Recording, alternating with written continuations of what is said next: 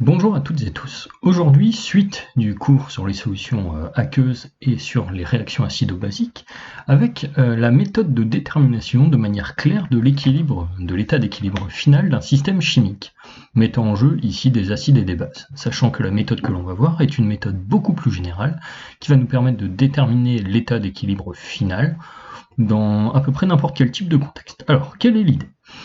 Si on considère un système chimique quelconque, on va avoir un grand nombre d'espèces mises en présence, et toutes les espèces vont mettre en jeu des équilibres divers et variés. Et donc si on voulait déterminer l'état d'équilibre de manière propre, il faudrait prendre en compte les lois de conservation de la matière pour toutes les espèces introduites, les équilibres simultanément pour toutes les espèces introduites, et donc à la fin se retrouver à résoudre un système de n équations à n inconnues, ce qui donnerait des calculs extrêmement lourds. Une autre méthode existe beaucoup plus simple, notamment quand on ne dispose pas de l'outil informatique pour déterminer l'état final d'un système. C'est la méthode de la réaction prépondérante, et il a été montré il y a peu que cette méthode était strictement équivalente au fait de déterminer l'état final d'un système en résolvant justement le système de n équations à n inconnues. Donc la méthode de la réaction prépondérante, ça consiste à faire quoi? Ça consiste à identifier parmi toutes les réactions possibles, grâce à l'inventaire des espèces introduites dans le milieu réactionnel, la réaction qui sera la première réaction à prendre en compte, réaction prépondérante. Donc ici, ça va être la réaction la plus avancée, autrement dit, la réaction avec K le plus grand. Donc, dans le cas des espèces acido-basiques, ici, ce qu'on va faire, c'est que la réaction avec K le plus grand, eh bien, ça va être la réaction qu'on va considérer comme la première réaction à prendre en compte. Donc, réaction entre l'acide le plus fort et la base la plus forte. Ensuite, deux possibilités. Si la réaction prépondérante est quantitative, si K est supérieur à 1, on va partir sur une première option où eh bien, on va déterminer l'état final du système associé à cette réaction. Donc là, on dresse un tableau d'avancement, et même ici, on peut dire que si K est supérieur à 10 puissance 3, on va supposer la RPQ, la réaction prépondérante quantitative, comme étant totale. Donc derrière, ce qu'on fait, c'est qu'on détermine l'état final associé à cette réaction, donc ce qu'on appelle la solution équivalente au système initial, et on revient à l'étape 1. Ici, on fait une sorte de bouclage. Donc l'idée, finalement, c'est de dire, j'ai des espèces en présence, j'identifie la réaction la plus avancée. Si cette réaction est très avancée, je peux éventuellement la considérer comme totale. Je fais un tableau d'avancement où je résous simplement l'état final du système avec une équation du second degré, etc., en fonction de l'expression de K. Et une fois que j'ai trouvé l'état final, j'utilise cet état final, qui est un état final associé à la première réaction prépondérante, comme un état intermédiaire. Et cet état intermédiaire, eh bien, ça devient le nouvel état initial sur lequel je vais faire l'inventaire des espèces introduites dans le milieu réactionnel. Je vais de nouveau classer les couples acide-base par pKa croissant, souligner les espèces présentes, repérer l'acide le plus fort, la base la plus forte, etc. Je réapplique la même méthode. Et donc là, tant que j'ai des réactions quantitatives, j'effectue ce bouclage, avec des réactions évidemment dont K va diminuer, enfin des réactions qui vont donner des K qui diminuent. Puis à un moment donné, K ne sera plus assez grand, K sera inférieur à 1. À ce moment-là, la réaction prépondérante ne sera plus quantitative. On va alors parler d'équilibre de contrôle. Et à ce moment-là, eh bien, grâce à la constante d'équilibre, on va trouver l'état final du système. Alors ici, qu'est-ce qu'on va pouvoir dire? On va pouvoir dire que si K est inférieur à 10-3, en gros, eh bien la réaction sera très peu avancée. Donc on va considérer que les concentrations réactives sont les mêmes que les concentrations de départ. Donc ici, si K est inférieur à 10-3, équilibre de contrôle, peu avancé. Et donc ensuite, eh bien, ce qu'on va faire, c'est qu'on va considérer uniquement cette réaction, déterminer l'état final du système, et vérifier la validité des hypothèses. Alors, quelles hypothèses est-ce qu'on a formulées? On a formulé les hypothèses ici, que l'on négligeait, ou plutôt ici, dans ces deux étapes, que toutes les réactions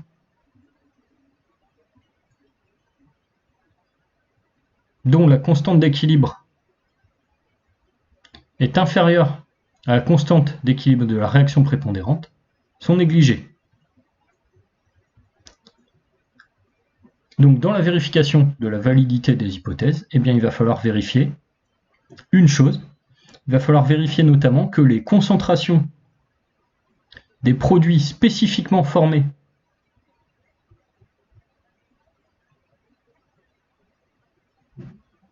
lors des réactions secondaires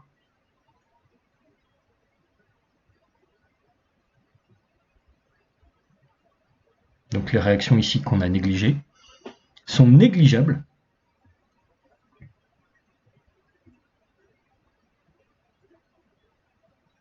devant les concentrations des produits des réactions prépondérantes.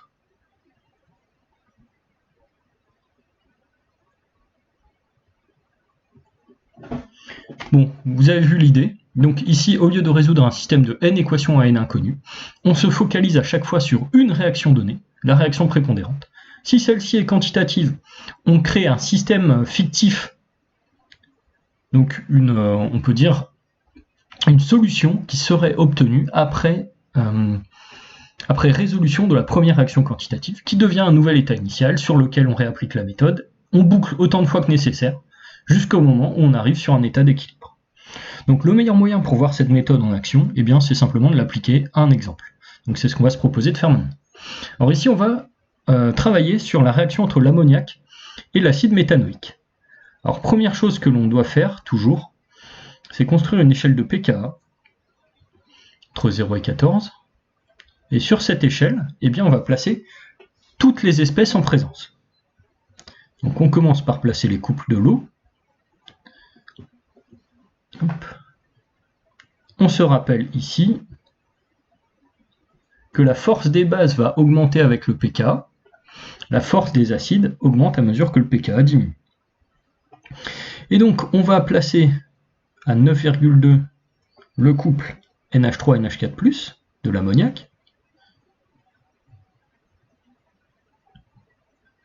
et on va également placer à 3,8 le couple de l'acide méthanoïque, donc HCOH, HCO-, donc la base à gauche.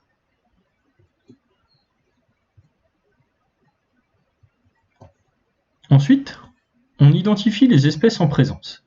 On a H2O, le solvant, forcément présent, l'ammoniac et l'acide méthanoïque.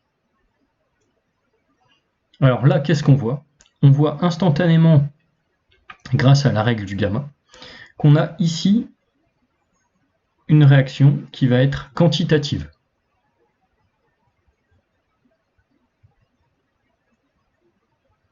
Et ce sera d'ailleurs la seule réaction quantitative envisageable ici. Toutes les autres réactions, que ce soit H2O sur NH3,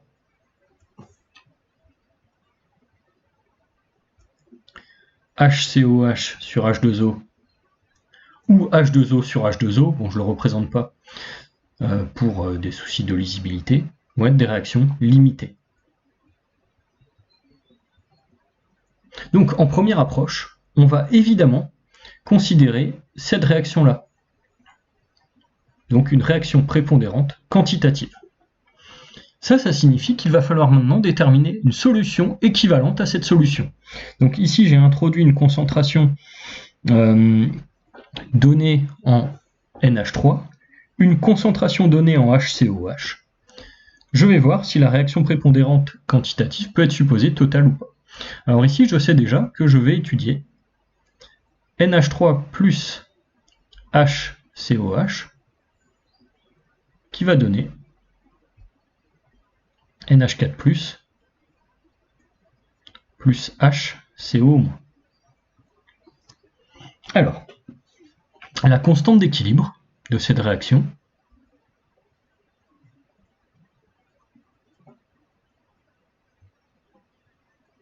sera ici égale à K, alors on peut l'appeler 1, hein, si on appelle cette réaction 1.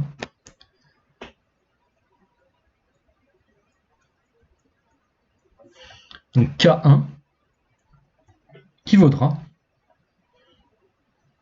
NH4+ fois HCO- sur NH3 fois HCOH, donc 10 puissance, ici pK2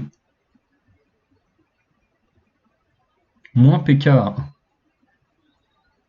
Alors, si vous avez directement ce résultat-là, c'est bien, sinon vous le redémontrez à l'aide de l'expression de la constante d'équilibre et de l'utilisation des K. Donc là, instantanément, on voit une chose, on voit par application numérique que K1 au 10 puissance 5,4, qui est supérieur à 10 puissance 3. Donc on va supposer que la réaction prépondérante quantitative présente ici est totale. Donc ça, c'est une hypothèse. Alors d'où vient cette hypothèse? Eh bien ça vient du fait que si on fait le produit des concentrations NH4+ fois HCO-, on a une grandeur qui est 10 puissance 5,4 fois plus grande que le produit des concentrations NH3 par HCOH. Donc ici, on va maintenant déterminer la solution équivalente à la solution initiale. Alors qu'est-ce qu'on va faire? Eh bien, on va dresser un tableau d'avancement.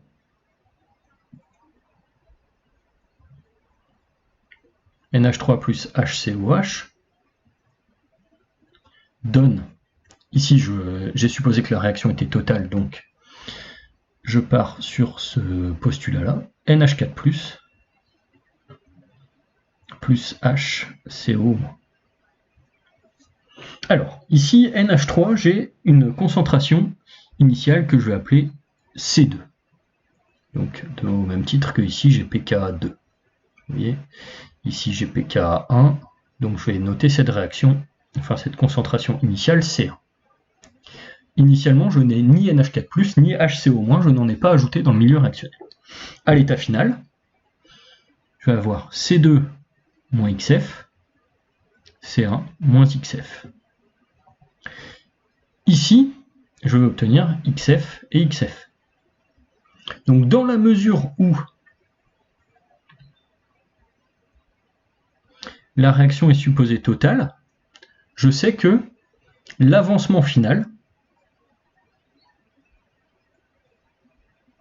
vaudra la plus faible des deux concentrations.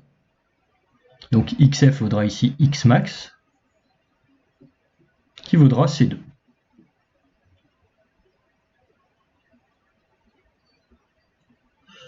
Donc finalement, je veux obtenir que la concentration finale en NH3, donc qui sera la concentration finalement associée à la solution équivalente.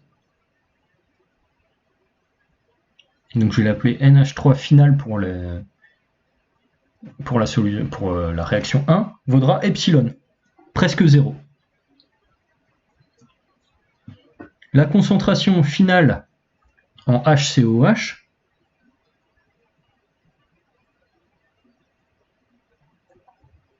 vaudra C1 moins C2. La concentration finale en NH4+,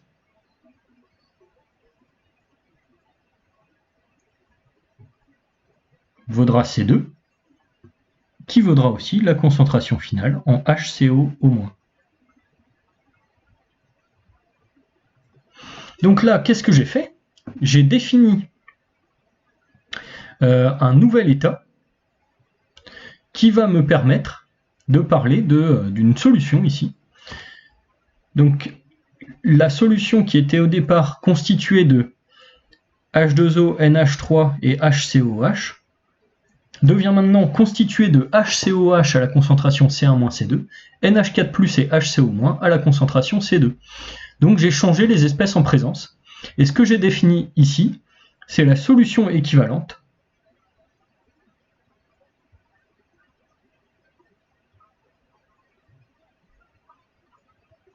à la solution de départ.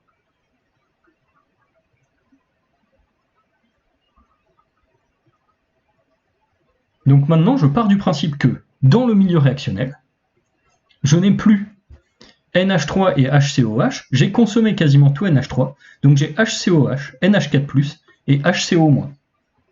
Donc ceci dans la solution équivalente. Et je vais maintenant travailler avec cette solution. Donc je reprends l'échelle de pKa précédente, je replace les couples de l'eau, il faut toujours commencer par là, hein. Ça, je pense que vous avez compris le principe.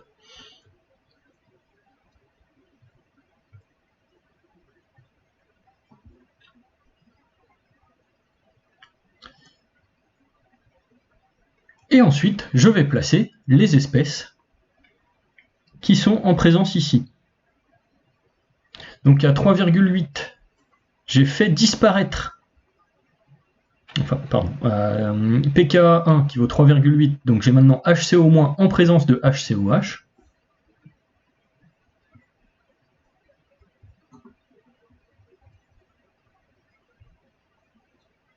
Je vais avoir aussi ici, à pKa 9,2, NH3 qui a disparu et NH4+ qui s'est formé.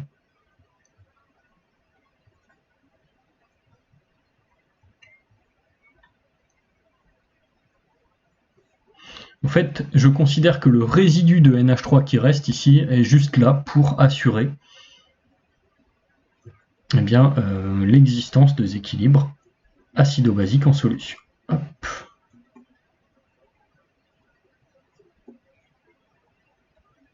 Donc ici, je vais avoir la concentration C2. Ici, la concentration initiale C2. Ici, C1 moins C2. Et H2O en quantité illimitée, bien sûr. Donc vous voyez, j'ai fait une échelle de pKa associée à la solution équivalente à l'état initial. Alors maintenant, j'essaye de trouver les réactions qui ont lieu dans cette solution. Qu'est-ce que je constate? Je constate que la réaction la plus avancée, la seule où je peux faire un gamma entre guillemets dans le sens direct, c'est celle-ci. Donc là, la première réaction que je vais considérer, c'est un équilibre de contrôle qui dit que, qui va me donner HCO- plus HCOH, qui redonne exactement la même chose.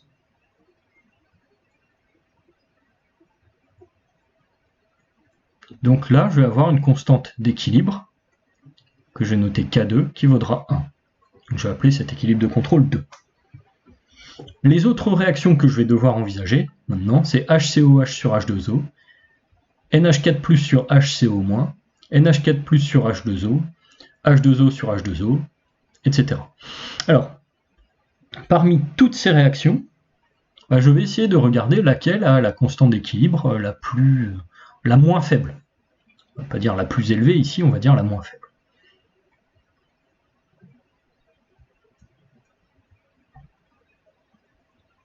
Donc là, je vais avoir la réaction numéro 3, HCOH plus H2O,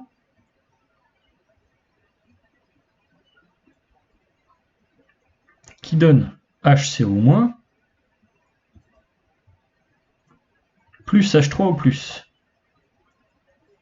La constante d'équilibre K3 ici vaudra 10 puissance moins pKa, donc 10 puissance moins pKa 1, donc 10 puissance moins 3,8. Je peux ensuite envisager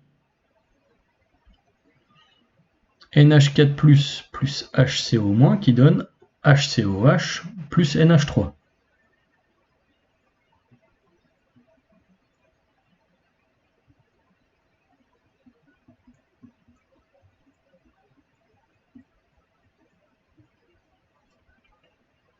Il donne donc HCOH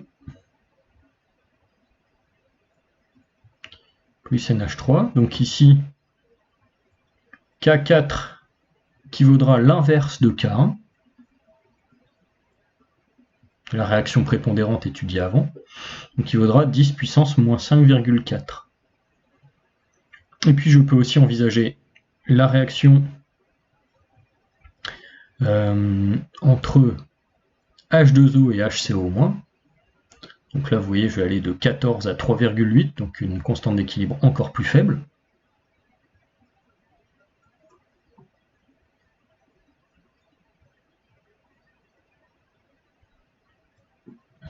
Donc, hop, si on veut, ici, j'aurai K5 qui vaudra 10 puissance 14 moins 14 plus 3,8.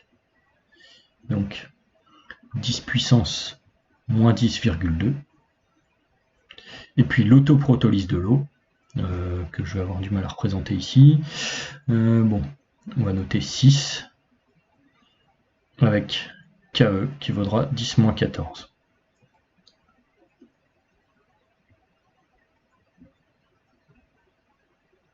Donc là, le but ici n'est pas d'étudier toutes ces réactions. Le but, c'est de se dire, ok, j'ai toutes ces réactions qui peuvent avoir lieu, mais je vois ici que bon, l'équilibre associé à K2 égale 1 ne va pas m'apporter d'informations. Je dis juste que les espèces produites sont les mêmes que les espèces détruites.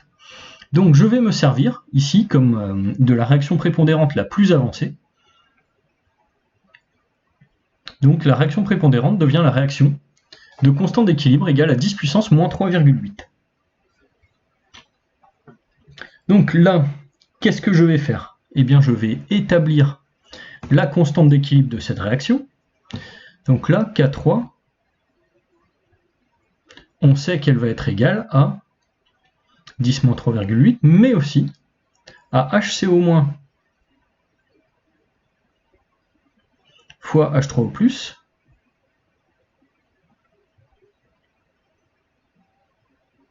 sur HCOH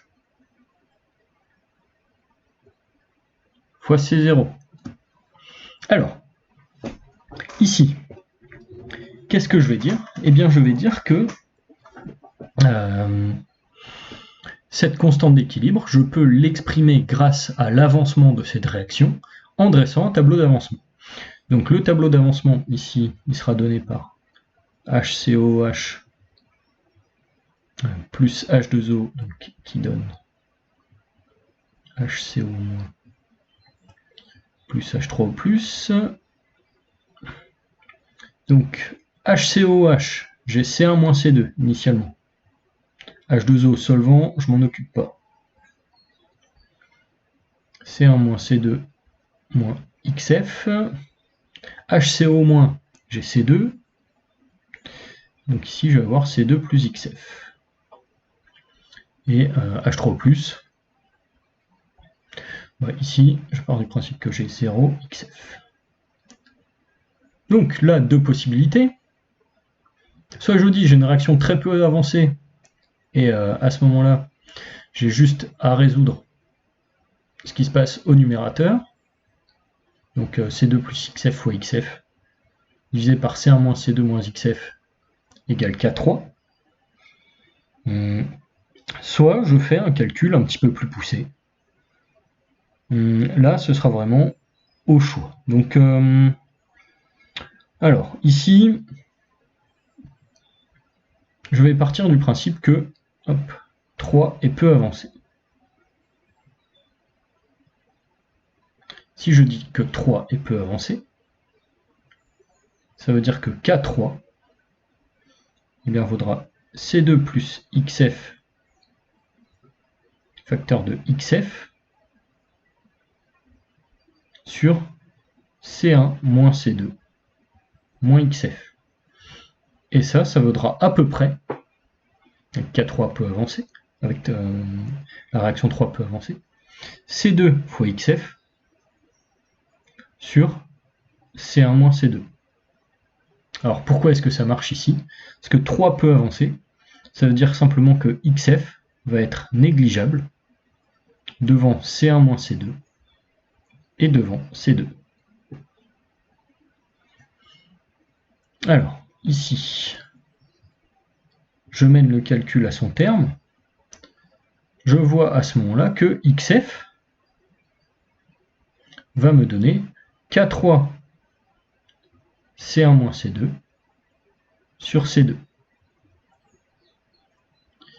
Et derrière, eh bien, je vais pouvoir calculer toutes les concentrations à partir de ce calcul-là. Donc, après application numérique, on trouve que XF, l'avancement final de la réaction prépondérante 3, vaut donc 4,23 fois 10 moins 4 mol par litre. Alors, petite remarque ici, dans K3, j'ai directement chanté C0. Si on voulait avoir quelque chose de correct dimensionnellement, il faudrait évidemment conserver la multiplication par C0 ici et là. Donc sinon, on aurait un XF sans dimension. On rappelle que le calcul reste cohérent parce qu'on a travaillé avec les valeurs numériques des concentrations en mol par litre. Alors maintenant, on va pouvoir de cette manière générer l'état final du système. Donc calculer le pH à l'état final, calculer les concentrations de toutes les espèces présentes. Et on va se proposer de le faire. Donc ici, qu'est-ce qu'on sait? On sait qu'à l'état final, on aura C1 moins C2 moins XF pour HCOH. On aura C2 plus XF pour HCO-, XF pour H3O+. Alors, hop. Donc, ici, XF qui vaut 4,23 10 moins 4 mol par litre, ça va signifier que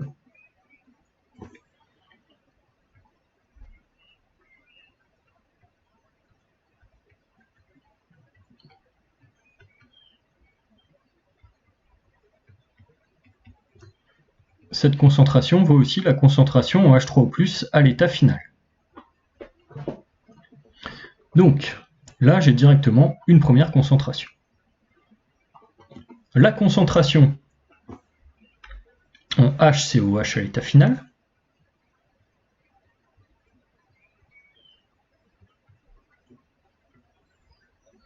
vaudra C1 moins C2 moins XF, donc vaudra ici C1, alors 3,10 moins 2 mol sur 250 ml, donc ça fait au final moins 2,5 10 moins 2 mol par litre, donc il va venir ici 5 10 moins 3 mol par litre, moins XF, 4,23, fois 10 moins 4.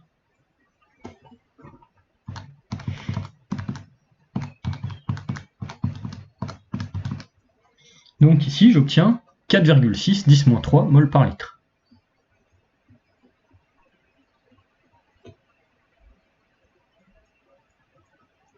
Donc là, on peut dire que si je veux faire une erreur inférieure à 10% sur la concentration, eh bien l'hypothèse d'une réaction peu avancée pour la réaction 3 est valide.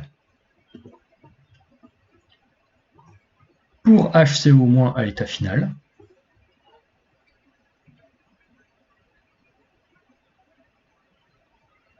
je vais obtenir C2 plus XF. Donc ici, je vais obtenir 2,5 10 moins 3 mol par litre, plus 4,23 10 moins 4 mol par litre. Donc au final, je vais obtenir 2,9 fois 10 moins 3 mol par litre. Bon, vous voyez, en première approche, finalement, je change uniquement le deuxième chiffre significatif. Pour ce qui est de H3O+ à l'état final, donc je l'ai déjà déterminé avant, donc là, j'ai les concentrations de tous les produits de la réaction prépondérante, donc qui ne sera pas considérée comme étant quantitative. En plus de ceci, je vais avoir NH4+ à la concentration C2,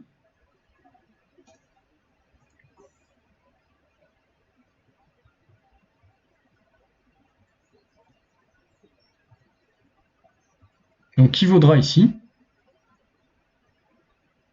2,5 fois 10-3 mol par litre. N'oublions pas que je n'ai pas touché ici à cette concentration. Donc voilà pour l'état final du système. Et après, il va me rester eh bien une quantité epsilon de NH3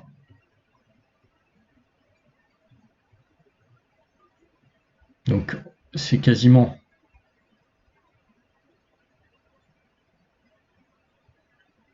totalement consommé.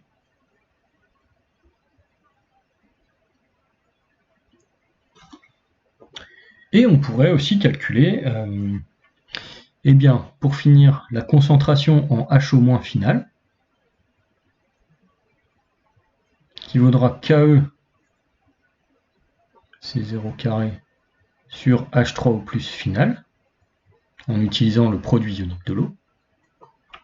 Et donc ici, je vais obtenir 10 moins 14 sur la concentration sur XF, donc 4,23 10 moins 4, donc 2,4 fois 10 moins 11 mol par litre. Alors, vérification des hypothèses. Qu'est-ce qu'on va dire lorsqu'on vérifie les hypothèses? Eh bien, on va essayer de vérifier que toutes les espèces qui seraient formées par les réactions qu'on a négligées ont bien des concentrations négligeables devant celles des produits de la réaction qu'on a considérées comme étant prépondérantes. Alors, on revient sur la page précédente. Ici, on a considéré, dans les réactions envisageables, l'autoprotolyse de l'eau. L'autoprotolyse de l'eau a pour produit spécifique HO-.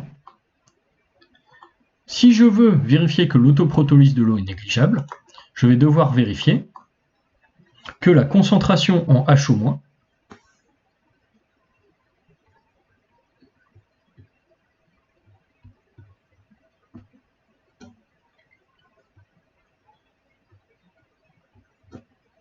à l'état final est négligeable devant la concentration en H3O+, à l'état final, et devant la concentration de l'autre produit, HCO-, à l'état final.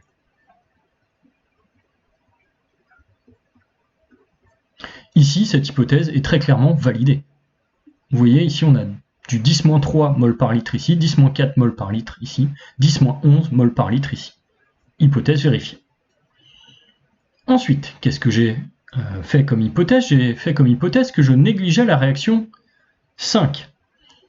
H2O sur HCO- qui donne HCOH plus HO-. Donc là, j'ai aussi instantanément vérifié que la réaction 5 était négligée. Le seul produit spécifique à la réaction 5, c'est HO-. J'ai négligé NH4+ sur HCO- qui donne HCOH plus NH3. Donc ici, qu'est-ce que j'ai négligé finalement? J'ai négligé la concentration en NH3. Alors là, on va voir un petit peu plus tard comment obtenir celle-ci, grâce à la détermination du pH. Et dernière chose que j'ai formulée comme hypothèse, j'ai formulé l'hypothèse que la réaction 3 était peu avancée. Donc réaction 3 peu avancée.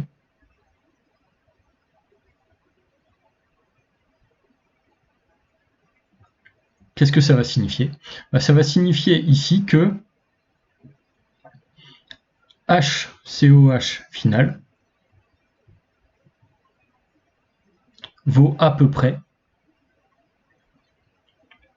HCOH au début de la deuxième réaction ici.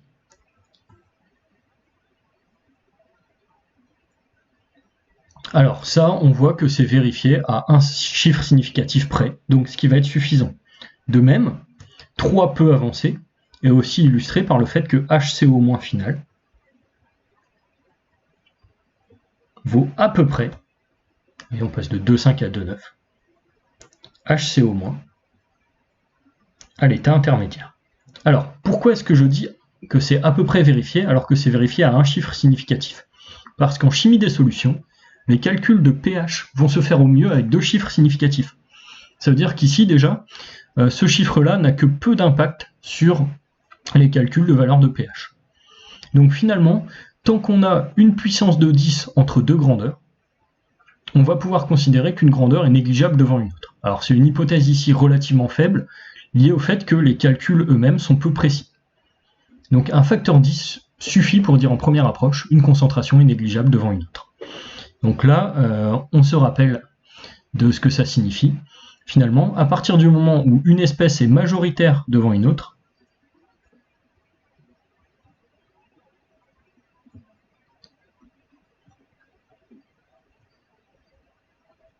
eh bien, on va pouvoir dire que la concentration de l'espèce majoritaire est très très forte devant l'autre concentration.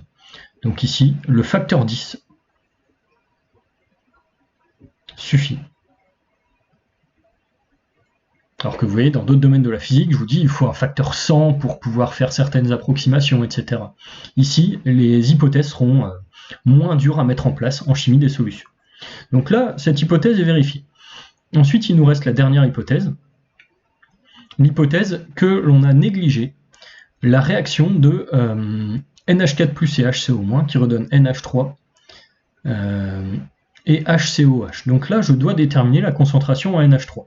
Alors la concentration en NH3, comment est-ce que je peux la déterminer? Eh bien, je peux la déterminer en sachant que pH égale pKa plus log de la concentration en base sur la concentration en acide. Donc ici, qu'est-ce que je vais dire? Eh bien, je vais dire que, au final, NH3, la concentration finale en base, ça vaudra, alors, en suivant la même logique, ou en reprenant la définition du Ka, c'est vrai que ce sera peut-être plus simple au final, ça vaudra donc Ka NH4+ final sur H3O+ final fois C0. Donc ici, qu'est-ce que j'obtiens? Le K qui vaut 10-9,2 fois NH4+ final qui vaut 2,5-10-3 sur la concentration en H3O+ final. 4,23, 10-4. Donc 4,2, on va dire 10-4. Qu'est-ce qu'on voit ici? On voit ici qu'on a 10-12 sur 10-4. Donc on a, en ordre de grandeur, 10-8 mol par litre ici. Qu'est-ce qu'on va dire sur 10-8 mol par litre? Eh bien on va dire que c'est très petit devant les concentrations en H3O+ final.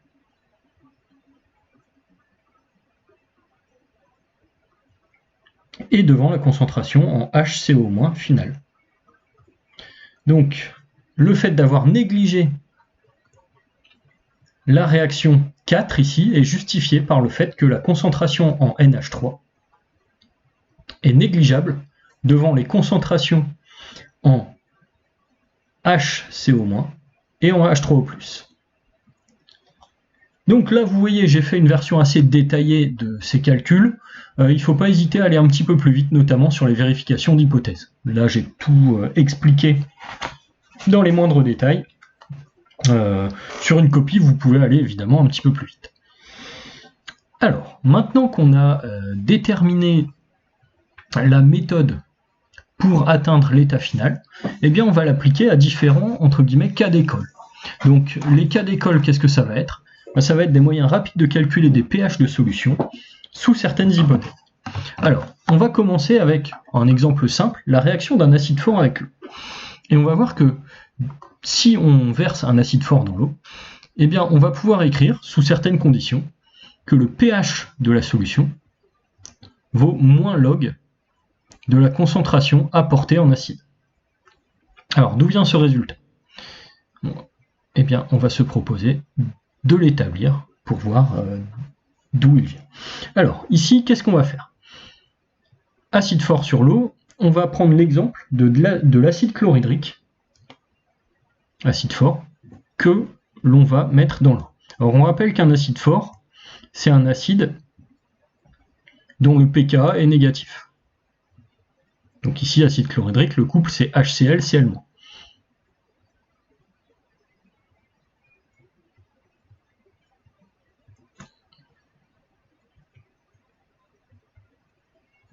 Alors, si on met un acide fort dans l'eau, le bilan des espèces en présence s'effectue sous cette forme. Donc là, on voit ici que la réaction prépondérante sera une réaction prépondérante quantitative entre H2O et HCl qui va donner Cl- et H3O+. Ici, par définition d'un acide fort, on va supposer la réaction totale.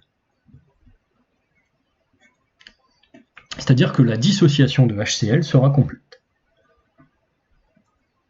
Alors, qu'est-ce qu'on aura négligé comme réaction ici? On aura négligé l'autoprotolyse de l'eau, ici.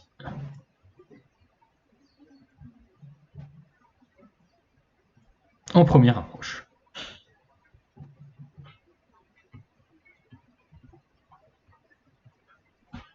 Alors, maintenant, qu'est-ce qu'on fait? Eh bien, on détermine l'état final en prenant en compte uniquement la réaction prépondérante quantitative.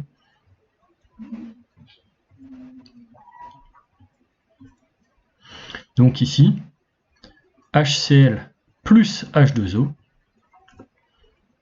qui donne de manière totale Cl- plus H3O+. Alors, H2O solvant, on s'en occupe pas. État initial, état final. Donc HCl, on a apporté C. À l'arrivée, on aura C moins XF. 0, 0. XF, XF. Si on suppose la réaction totale,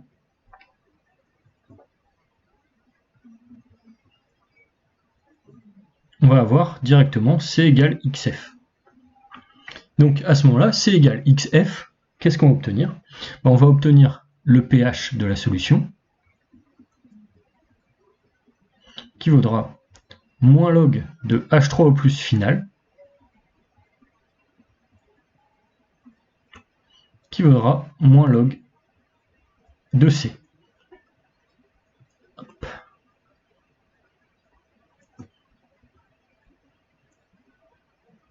Alors, ici, si on apporte une concentration à 10-3 mol par litre d'acide chlorhydrique, ça signifie qu'on va avoir un pH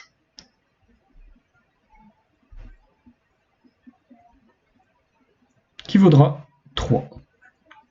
Alors, une fois qu'on a posé la réaction prépondérante, on va vérifier les hypothèses. Alors ici, les hypothèses, bon, la réaction totale, c'est par définition d'un acide fort. Donc la seule chose qu'on aura à vérifier, c'est qu'on peut bien négliger l'autoprotolyse de l'eau. Alors, comment est-ce qu'on va vérifier qu'on peut négliger l'autoprotolyse de l'eau? Eh bien, on va vérifier que HO- final, le produit spécifique de l'autoprotolyse, est négligeable devant H3O+ final et devant Cl- final. Donc ici, on sait que HO- final,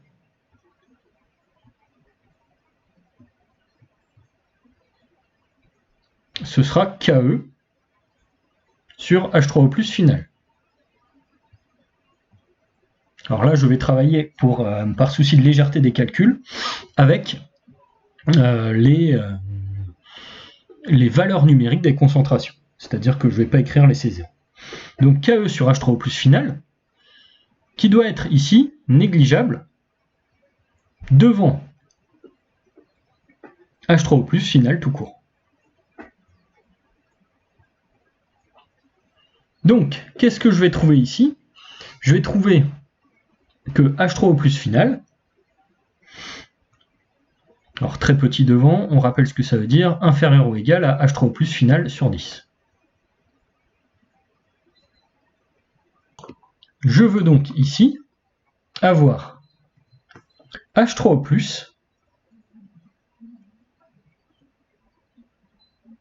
majoritaire vis-à-vis de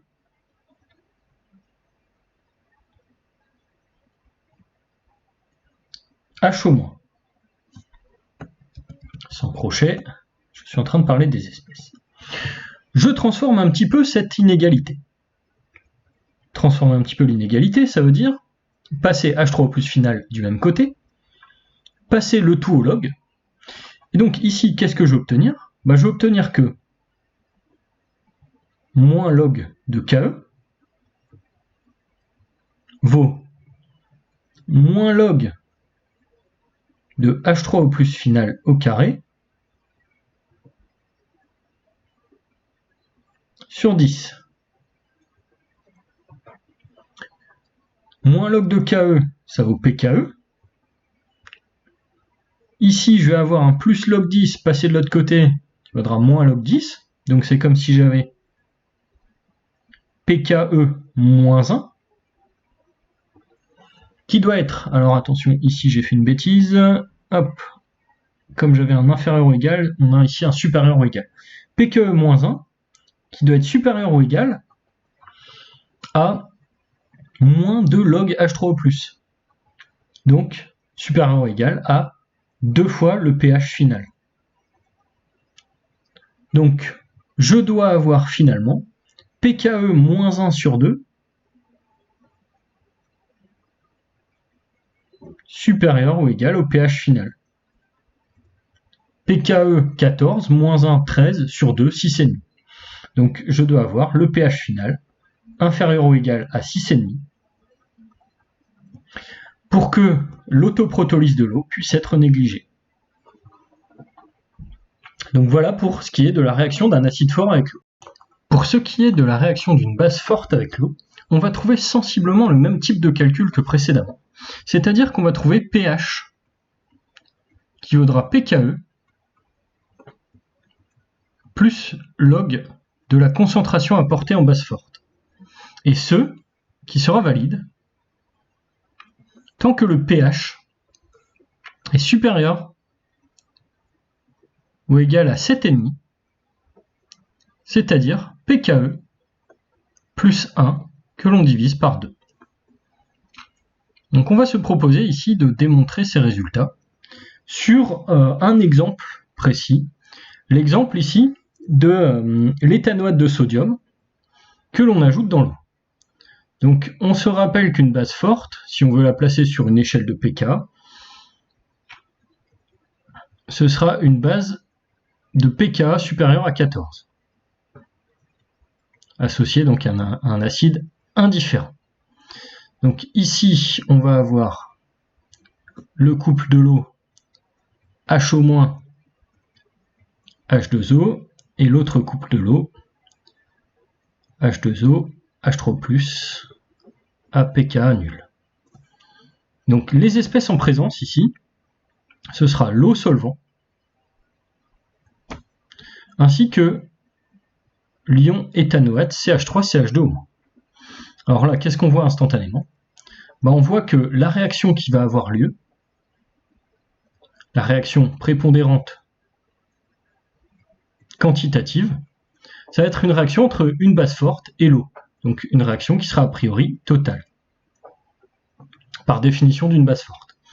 Donc on se rappelle ce que ça signifie que l'eau a un effet nivelant sur la force des acides et des bases. Ensuite, qu'est-ce qu'on a négligé ici? Bien, on a négligé l'autoprotolyse de l'eau. Hop.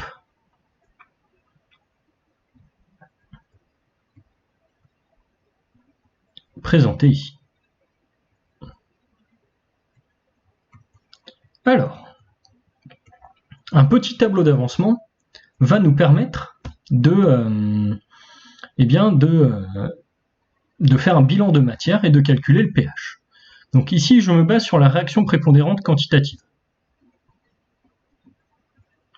Je sais que CH3CH2O- plus H2O donne de manière totale HO- plus CH3, CH2OH, acide indifférent. J'ai apporté la concentration C en CH3, CH2O-. À l'état final, j'aurai C moins XF égale 0 car la réaction est totale. Et donc ici, je vais obtenir XF et XF. Donc au final, si je veux calculer le pH, donc j'ai formulé quelles hypothèses ici? L'autoprotolyse négligée, réaction prépondérante totale. Donc au final, je vais avoir donc une réaction totale, par définition. Et si je veux calculer le pH de la solution, eh bien je vais me focaliser sur l'état final. Donc l'état final ici, je vais le déterminer en sachant que KE vaut H3O+, fois HO-. Final. Alors si on veut des notations plus courtes, qu'est-ce qu'on fait? On écrit petit h pour la concentration en H3O+, et W, alors c'est une notation standardisée, pour la concentration en HO-. Donc ça, n'hésitez pas à le faire si vous êtes assez à l'aise, voilà. Prendre des notations un petit peu plus courtes.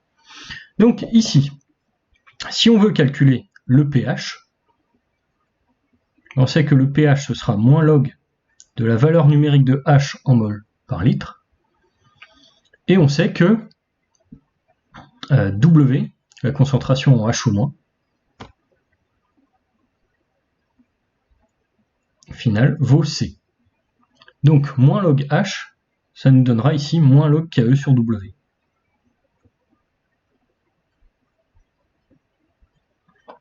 Moins log KE sur W. On sait que moins log KE c'est PKE.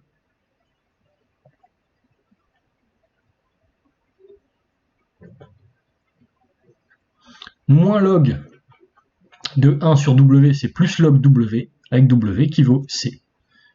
Donc ici j'aurai pH final qui vaudra PKE plus log de C. J'ai démontré le résultat attendu. Si je veux vérifier les hypothèses, je dois vérifier que l'autoprotolyse de l'eau est négligeable.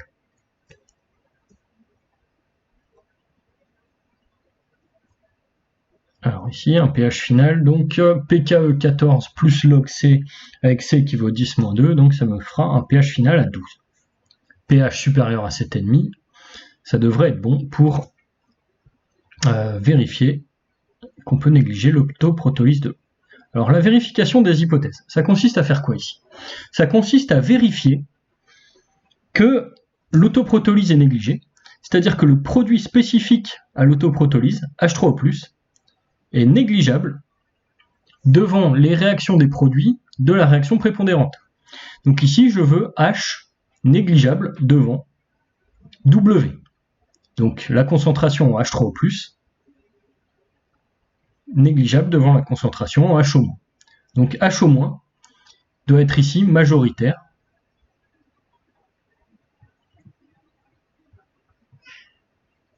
devant H3O+.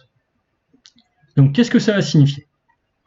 Ça va signifier que H doit être inférieur ou égal à KE sur H, soit H au carré, inférieur ou égal à KE sur H, que l'on divise par 10. Rappel majoritaire, il faut un facteur 10. Donc H au carré inférieur ou égal à KE sur 10. Je passe cette expression par l'opérateur P qui est associé à moins log. Le fait qu'il y ait un moins va changer le sens de l'inégalité. Je vais avoir moins log de H au carré qui doit devenir supérieur ou égal à moins log KE sur 10. Moins log H au carré, ça fait 2pH.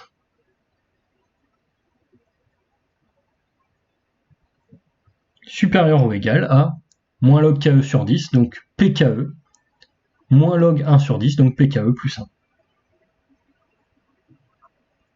Donc finalement, je vais vérifier que l'autoprotolyse est négligée, est négligeable plutôt.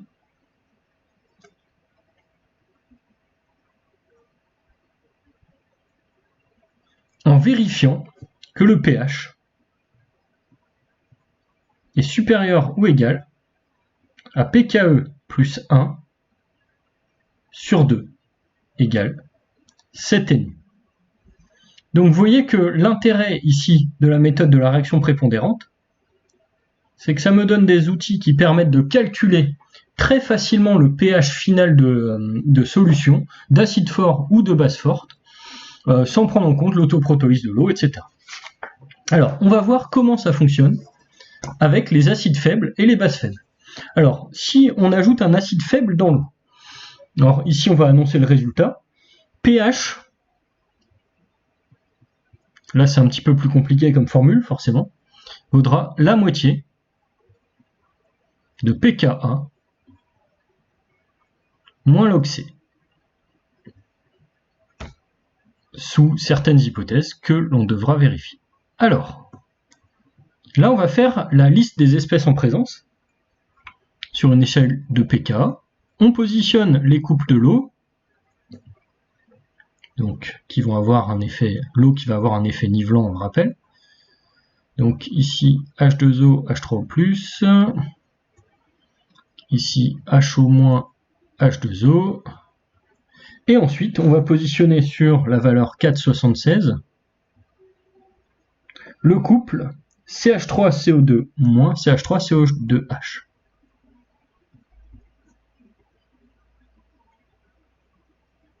Le couple acide éthanoïque, ion éthanoate. Alors, les espèces en présence. Donc ici, on a l'eau solvant et l'acide CH3CO2H. CH3CO2H, on voit que les réactions qui peuvent avoir lieu ici vont être des réactions limitées. Une réaction CH3CO2H H2O à 10 puissance moins 4,76 de constante d'équilibre, et toujours l'autoprotolyse de l'eau.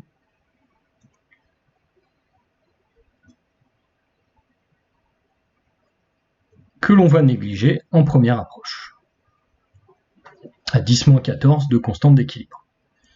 Donc ici on voit qu'on a un facteur 10 puissance 10 pratiquement entre les deux concentrations, entre les deux constantes d'équilibre, raison pour laquelle on va négliger l'autoprotolyse de l'eau en première approche. Alors, ici, ce qu'on va faire, eh bien, on va commencer par étudier la réaction prépondérante, qui va être ici un équilibre de contrôle. Donc cet équilibre de contrôle, ce sera l'acide qu'on va noter HA pour des raisons évidentes d'espace et de compacité des notations, HA plus H2O, qui va donner A- plus H3O+. H2O solvant, on ne s'occupe pas de ces concentrations-là. À l'état initial, j'ai apporté la concentration C en HA. À l'état final, je vais avoir C moins XF, avec ici XF et ici XF. Alors, je vais formuler plusieurs hypothèses ici. Les hypothèses que je vais formuler,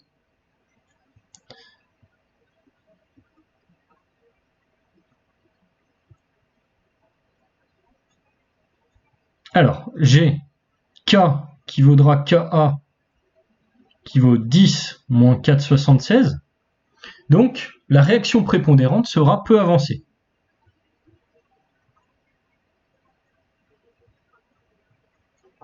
Ça va signifier que XF est petit devant C. Deuxième hypothèse, autoprotolyse négligée.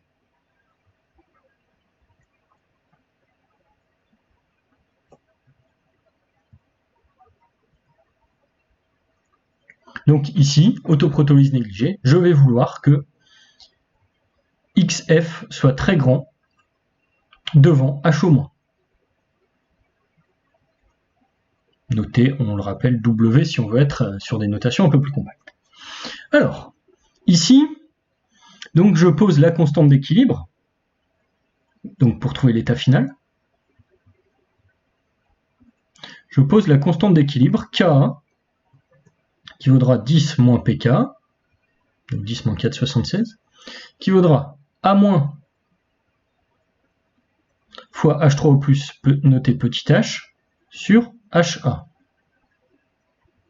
fois C0 si je travaille avec des grandeurs correctement dimensionnées. Sinon, je pars de l'hypothèse implicite, toujours la même chose, que j'ai un travail qui se fait avec les valeurs numériques en mol par litre des concentrations. Donc ici, qu'est-ce que je peux dire? Eh bien, je peux dire que je vais obtenir Ka qui vaudra xf au carré sur c moins xf. Donc h au carré sur c moins h. Avec l'hypothèse de la réaction peu avancée,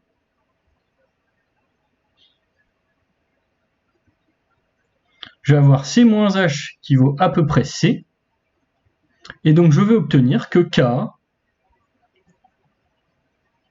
vaut h au carré sur c. K qui vaut h au carré sur c, ça va me donner h au carré qui vaut Ka fois c.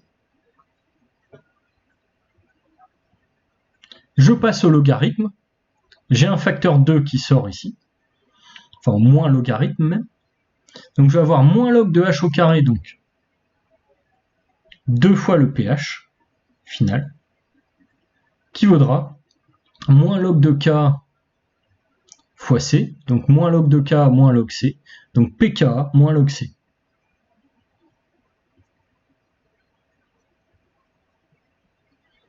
Donc vous voyez, à condition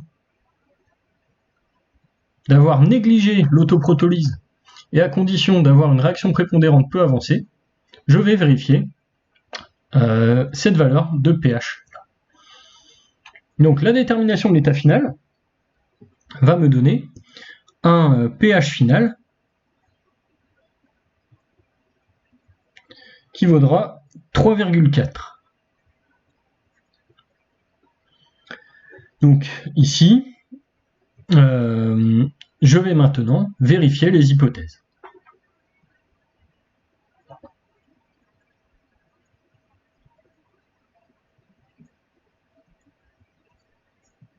Alors, réaction peu avancée. Je sais que H vaut XF vaut 10 moins 3,4 mol par litre. Car on se rappelle que H vaut 10 moins pH. Je veux XF très petit devant C. Donc pour vérifier l'hypothèse 1 ici.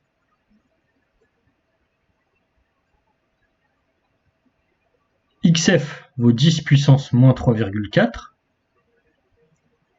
Au sens de la chimie, ce sera très petit devant C, qui vaut 10 moins 2. Évidemment, le tout en mol par litre ici.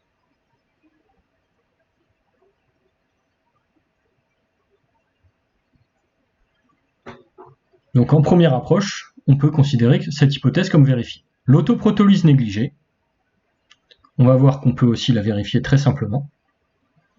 Je veux XF très grand devant H au moins. Ici, qu'est-ce que je vais avoir? XF qui vaut 10 moins 3,4 mol par litre. Très grand devant W qui vaudra KE sur H, donc qui vaudra 10 moins 14 sur 10 moins 3,4. Donc ici, moins 14 plus 3,4, 10 puissance moins 10,6 mol par litre. Donc là, j'ai bien les deux hypothèses que j'ai formulées pour déterminer l'état final qui sont vérifiées. Si jamais l'hypothèse de la réaction peu avancée n'est pas vérifiée. Alors là, qu'est-ce qu'il faut faire? Donc si l'hypothèse 1 n'est pas vérifiée,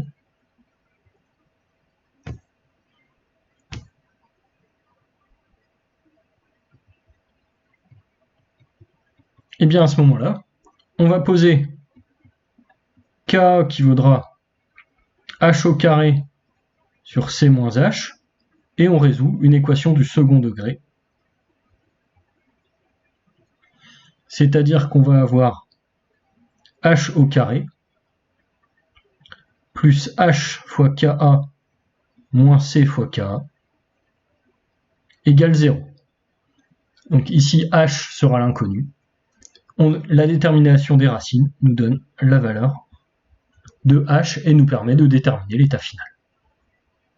Donc vous voyez ici on fait l'hypothèse d'une réaction prépondérante peu avancée pour avoir à économiser la résolution d'une équation du second degré. Vous pouvez éventuellement ne pas faire cette hypothèse et résoudre directement une équation du second degré. Ça reste correct et un petit peu plus précis, mais c'est un petit peu plus long aussi de faire le calcul. Donc là, à vous de voir si vous préférez formuler une hypothèse et la vérifier, ou si vous préférez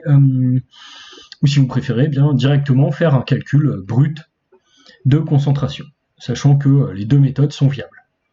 Vous aurez un petit écart au niveau numérique entre les deux méthodes, c'est normal, il ne faut pas s'inquiéter, il faut juste se dire que ça vient des approximations. Alors, ici, la réaction d'une base faible avec l'eau, là je vais vous laisser vous débrouiller, en faisant simplement l'échelle de pK. Donc l'échelle de pK avec H2O, HO- à 14, avec NH3, NH4+, à 9,2,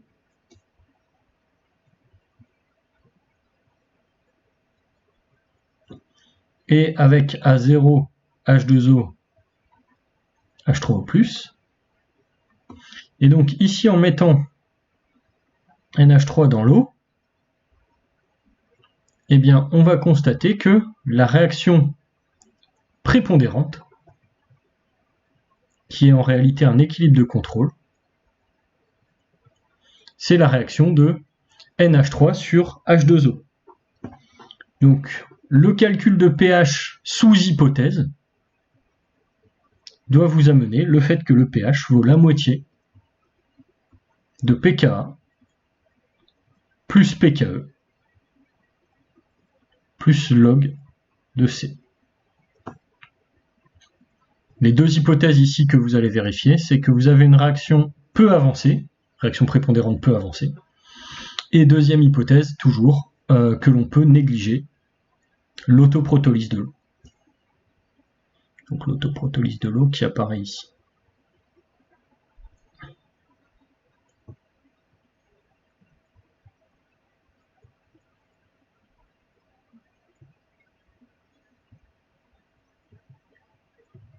Alors, dernier cas qui peut avoir son importance que l'on va traiter ici, c'est le cas de la réaction d'un ampholyte avec l'eau. Alors, la réaction d'un ampholyte avec l'eau, c'est un cas très très particulier. L'ampholyte, on rappelle, c'est une espèce qui peut agir à la fois comme la base d'un couple et l'acide d'un autre couple. Donc là, il va falloir travailler directement avec deux couples différents, positionnés sur l'échelle de pKa.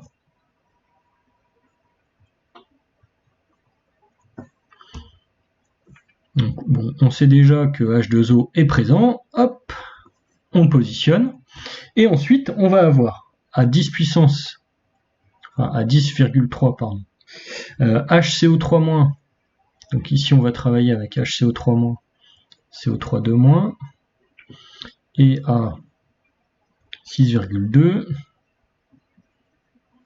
HCO3-, avec H2CO3. Hop.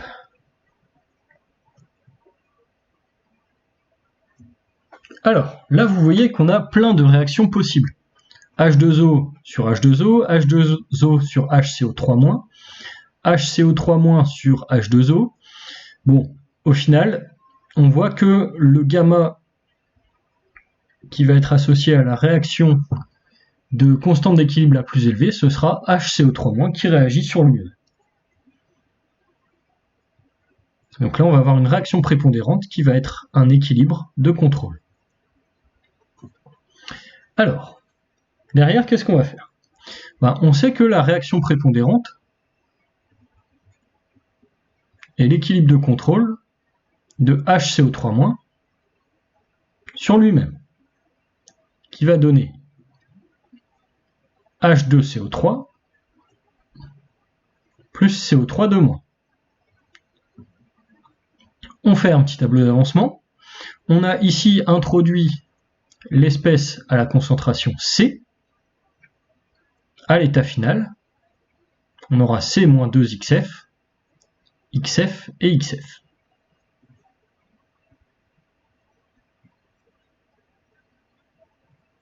Alors, au niveau des hypothèses, eh bien, on voit que la réaction prépondérante, l'équilibre de contrôle,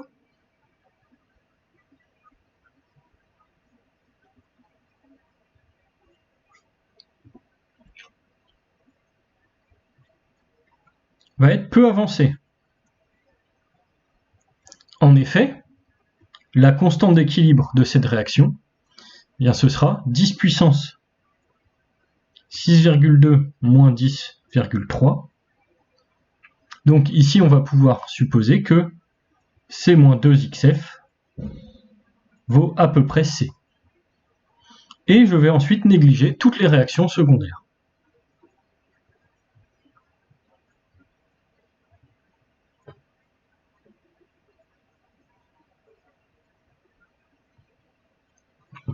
Voilà pour les deux hypothèses que je vais formuler. Alors la constante d'équilibre, donc qui va me permettre de trouver l'état final. K, on voit que c'est H2CO3 fois CO3 de moins.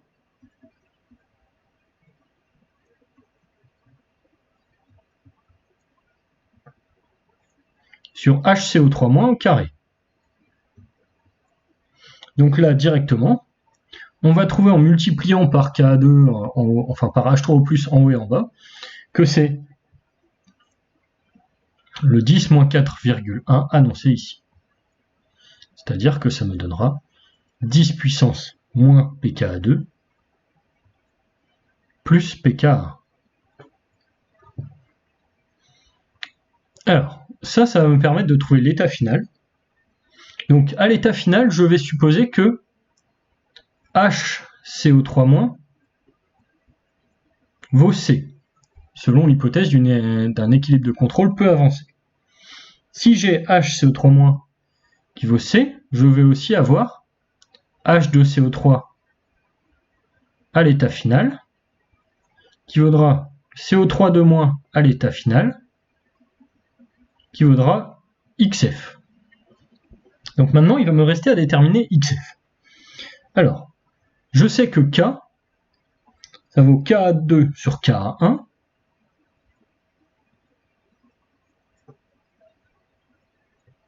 Ça vaudra, d'après l'hypothèse, ici,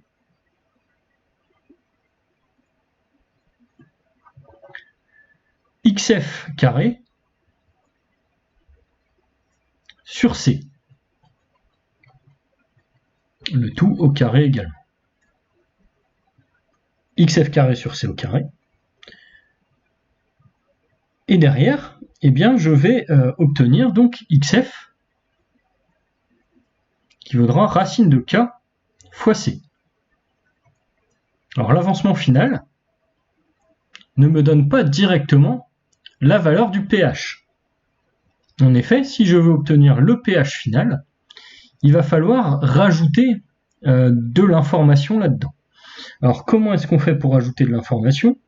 On sait que pH final, c'est moins log de H final. Or, on sait que, si on prend ici par exemple Ka2, Ka2 c'est H fois CO3 de moins à l'état final sur H CO3- à l'état final.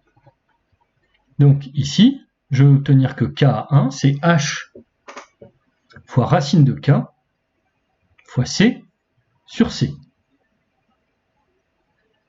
Donc, qu'est-ce que j'obtiens finalement? J'obtiens que je simplifie la concentration C. Je sais que K, c'est K2 sur K1.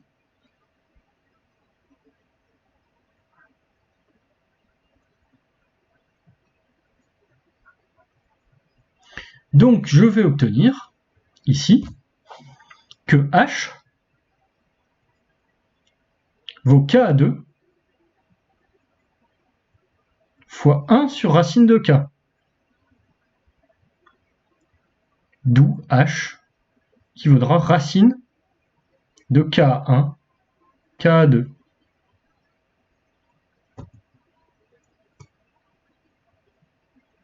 H qui vaut racine de K1, K2, ça va me donner par passage à moins logarithme PH qui vaut 1/2, le 1/2 qui vient de la racine, de pKa1 plus pKa2.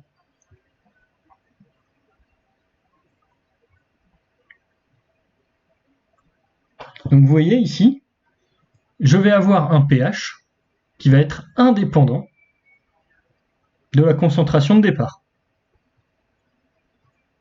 Donc il vaudra ici 8,3 avec deux chiffres significatifs.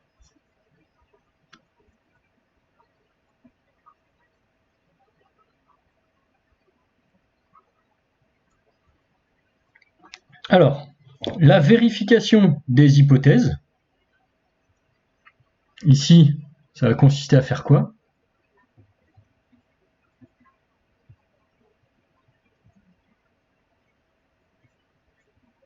Eh bien, je vais avoir un équilibre de contrôle peu avancé. C-2XF vaut environ C. Alors, ici, on a C qui vaut 10-2 mol par litre. XF qui vaut... alors là, on ne l'a pas calculé encore. Je vais le calculer ici. XF qui vaut 8,9 10-5 mol par litre. Donc XF qui vaut 8,9 10-5, donc 10-4 mol par litre. C qui vaut 10-2 mol par litre. C est très très grand devant XF. Donc ici, l'hypothèse 1, c'est bon.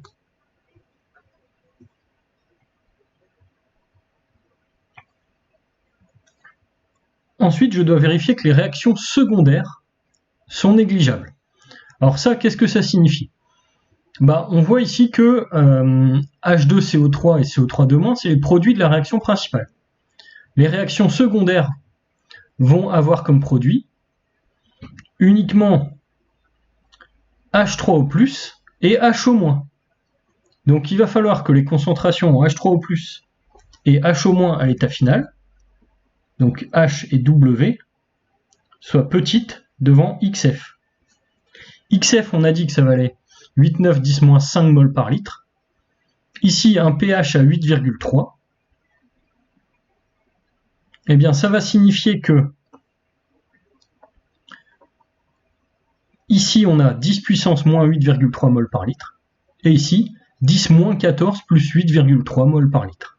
Donc, dans les deux cas, on va avoir des concentrations qui sont négligeables devant XF, c'est-à-dire qu'on a plus d'un facteur 10. Donc ici, l'hypothèse 2 est valide également. Alors, si on veut avancer un petit peu encore sur la réflexion, sur l'encadrement pKa-1, pKa+1, eh bien, il va falloir plus simplement, hop, je rajoute une petite page derrière, donc sur les vérifications d'hypothèses, il va falloir ici que H CO3- au final sur 10 soit supérieur à CO3-2- final.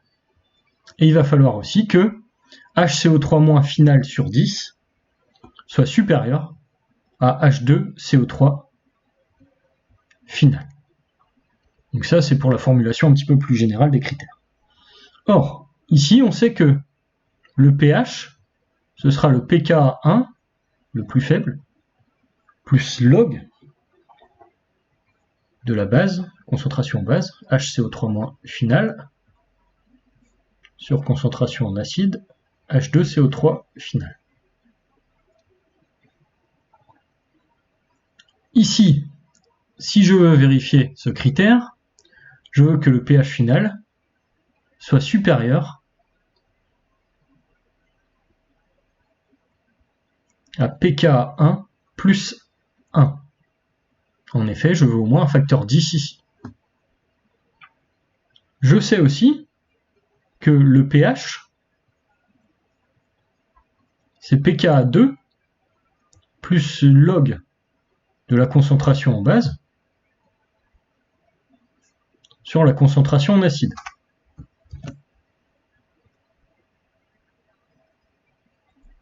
Ici, si je veux un facteur 10 en faveur de HCO3, je veux le pH inférieur à pKa2 moins 1.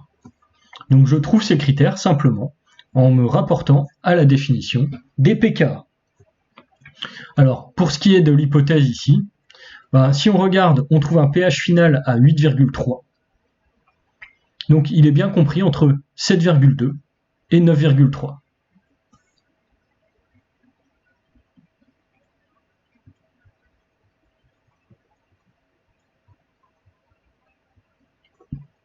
Donc ici, le calcul du pH de la solution est bien validé. Donc avec la formule simplifiée qui est donnée ici. Bon, ceci conclut une partie de cours un petit peu longue parce qu'il y a beaucoup d'exemples sur la méthode de la réaction prépondérante. Donc vous voyez, cette méthode, c'est une méthode systématique qui va nous permettre de déterminer l'état final d'un système. Donc en gros, on dresse sur une échelle de pK un espèce de bilan de toutes les espèces en présence. Ensuite, on regarde toutes les réactions possibles, et parmi les réactions possibles, on utilise la règle du gamma pour définir quelle sera la réaction prépondérante. Donc si les gammas se font entre guillemets dans le bon sens, on commence par ces réactions-là, avec des réactions qu'on va supposer quantitatives voire totales, et une fois qu'on arrive sur des situations d'équilibre, eh bien, on va prendre la situation la moins défavorable. Donc la situation la moins défavorable pour les gammas dans le mauvais sens, eh bien c'est avec le gamma entre guillemets le plus petit. Et donc là vous voyez bien, hop,